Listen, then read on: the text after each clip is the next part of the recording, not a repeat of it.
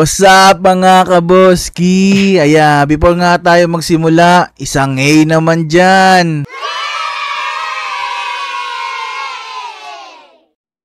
For today's video mga kaboski, magmamarinduki loop tayo. Kasama natin dito ang grupong Honda ADB United PH. So ito na nga, solo rides muna kami ni Madam Jubel. Babaybayin muna namin ang Olongapo hanggang Cavite ng dalawa lang kami. At syempre hindi mawawala dyan ang paghingi ng gabay sa taas. Mabigyan tayo ng lakas at ilayo tayo sa kapamakan. Big bike nga pala yung daladala natin ngayon, kaya dadaan na lang tayo sa expressway para mapabilis yung biyahe natin. Bago kami makapasok ng expressway, syempre magpapagas muna kami. Uni Oil, baka naman.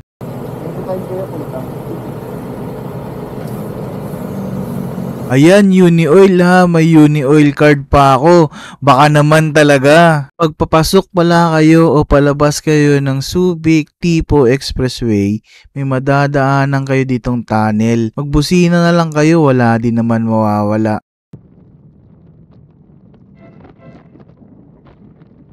Bata pa lang kasi ako, sinabihan na ako na tuwing dadaan ka sa tunnel na to, bubusina ka. Senyalis daw yun na makikiraan ka kasi madami na rin daw kasing nadisgrasya dito. Anyway mga kaboski, medyo malayo-layo na rin yung nalakbay namin. At dito nga sa gasolinahan ng Phoenix sa NLEX, ay isipan namin magpahinga muna at magkape. Pero dahil undecided kami ni Madam Jubel nyo kung saan kami magkakape, mas minabuti muna namin ikutin ito. Tara, sama ka! Merong isang pulis doon sa may Quiapo na napakatigas ng kanyang apelyido. Napakatalas bumaril, tumama ang bala kaya nil. Pag binaligtad mo ay Lena, yung magnanakaw ng asawa, umalis. Sa dami ng pagpipilian, sa 7-Eleven din lang din pala kami mapupunta. Sa tapat na ng 7-Eleven kami nagpark. Nagulat na lang kami nang tinawag kami ni Manong Rigor. Maiinitan lang daw kasi yung motor, paalis na rin naman daw itong orange na sasakyan. Rigor. Tangay naman dyan para kay Manong Rigor. Habang nag-aantay kay Madam Jubel, nakita ko yung salamin ng aking Insta360. Madumi na kaya agad-agad kong pinunasan to at kumanta ng salamin.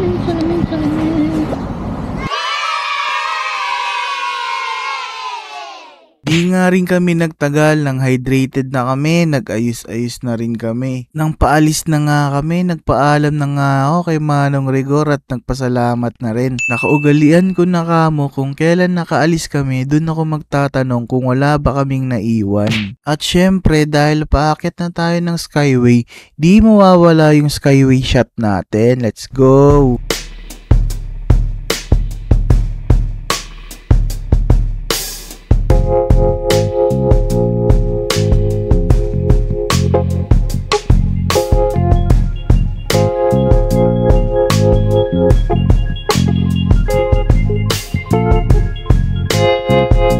Pagbaba namin ng Skyway, diretso na to ng Cavitex. Napakasarap dumaan dito, walang ka-traffic. So yun lang, pag-exit namin dito sa Cavitex, sobrang ng traffic dito sa Emilio Aguinaldo Highway. Ito lang downside ng big bike ang gamit, ang hirap isingit sa traffic. Buti na lang paglagpas namin dito sa arko ng Imus, malapit-lapit na rin kami. Nag-arrive na nga kami dun sa pin location na binigay nila dahil first time namin dito kila Boss D. Nagbusi-busina pa ako.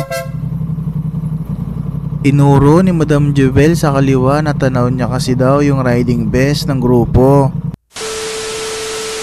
Pagkatapos nga namin magpahinga sa bahay nila Boss T, dumiretso na kami sa unang meet up. Dito yan sa Silang Cavite. Kami na lang pala din ang inaantay kaya pagdating namin, larga na kami. Diretso na kami sa susunod na meet up para sa grupo. At dahil naka big bike tayo magsusweeper ngayon. Dalawa palang big bike ang kasama ngayon. The rest puro naka Honda ADB 150 at 160cc lamang. Kaya kami ang aalalay sa likod. Papakilala ko pala yung kasama natin na naka-big bike ngayon, si Idol JGS Pro Vlogs. Pwede nyo search ang Facebook page niya and then like and follow nyo na rin. First time ko palang dadaan dito sa Talisay Road, lagpas lang to ng rotonda ng Tagaytay. Ang ganda dumaan dito, maayos yung daan, pero yun nga lang, medyo twisty yung mga kurbada. Siguro sa umaga napakaganda ng view dito. Sa hindi inaasahan nga, inabutan na kami ng ulan. Nandito na kami sa Alaminos, malapit na sana kami sa San Pablo City para sa huling meet up ng mga grupo bago dumiretso ng Port of Lucena. Ang bait talaga ng Unioil, pinayagan kaming sumilong sa kanilang gasolinahan. Unioil, baka naman. Nakatabi pala natin dito si Macy Lacuachera, isang lady motovlogger. Pag nakita niya siya, huwag kayong mahiyang parahin siya, namimigay ng sticker yan. Syempre, huwag niyong kalimutan i-like and follow yung kanyang Facebook page. Dahil nga inulan kami, hindi ko na na-video along the way papunta dito sa Port of Lucena. Bago pala makapasok ang lahat, nililista isa-isa yung aming mga plate number.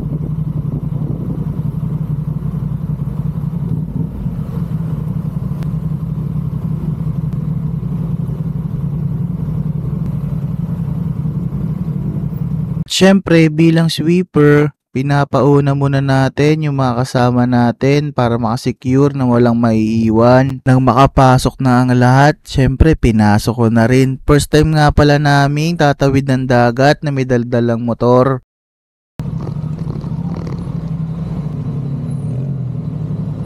Isa rin pala sa downside ng naka-big bike, mahirap i-manubra sa mga tight spaces. Pero anyway, ganun pa man, sanayan lang din naman. Nang makaplastar na, nagayos na nga kami ni Madam Jubel ng mga gamit, nagtupi ng kapote, nagayos ng mga damit, mga importanteng gamit na kailangan iakyat. Pasensya nga pala mga kaboski kasi hindi ko na kayo matuturo sa barko kasi pag akyat namin dyan, nagpahinga na rin kami para fresh na bukas na lakad. 6 in the morning nga nang makarating na kami ng Port of Balanacan. Mga 2 oras din ang tinakbo namin. Mabuti kalmado ang dagat. First time pa naman nagbarko ni Madam Jubel. Buti na lang hindi siya nagkaroon ng sisik. Nang makadikit na nga ang barko sa pantalan, nagsimula na kami mag-gear up. Pinauna ko na pala si Madam Jubel lumabas ng barko dahil medyo mataas yung rampa. Kung iaangkas ko siya baka mag-alangan pa kami.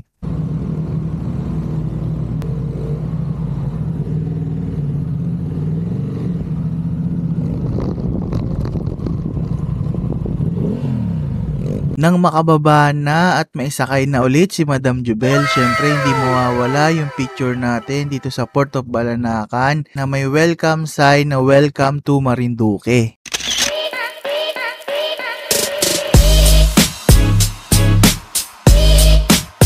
Ang dami palang nakasama sa Marinduque rides namin ngayon. Nasa 49 na motor kami, hindi pa kasama sa bilang yung mga OBR.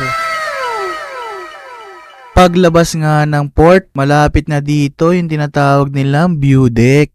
Kaya dumiretso na muna ang grupo dito. Simula nga dito, di ko napansin, naglolo ko na pala yung camera natin kaya hindi tayo nakakuha ng magandang kuha sa taas. Kaya mag-grab muna tayo ng picture, credit na lang sa owner.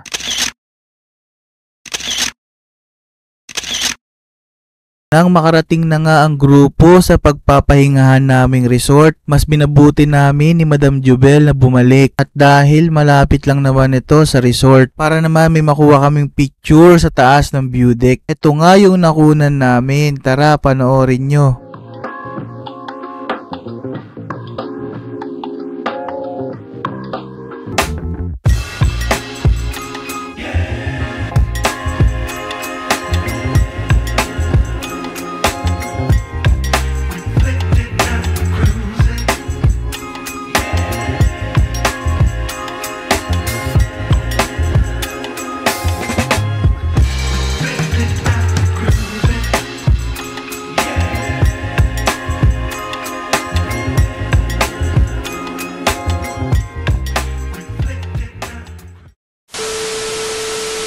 Second day namin sa Marinduque, pinlano na ng grupo na i-loop ang Marinduque. Clockwise nga yung ginawa namin, nagsimula kami sa resort and then pumunta kami ng Santa Cruz. Nagloko na naman nga yung camera ko dito kaya wala na naman tayong kuwang highlight sa Santa Cruz. Mag-grab na lang muna tayo ng picture, credit na lang sa owner ulit. Thank you!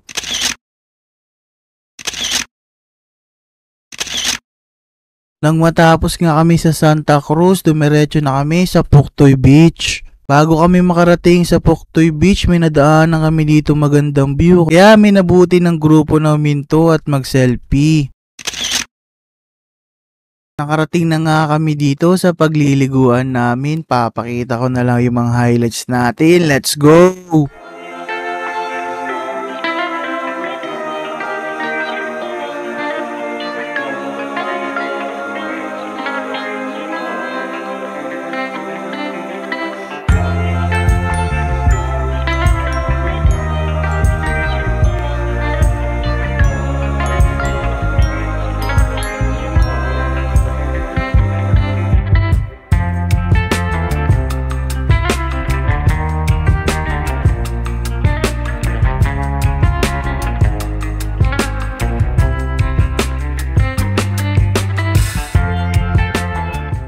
Last destination nga namin ang Dampulan Seawall bago bumalik ng resort. Kaya sa mga hindi pa nakakapag-follow sa aming mga social media account, baka naman. Huwag nyo rin kalimutan i-like and i-share itong video natin. Salamat! Bounce!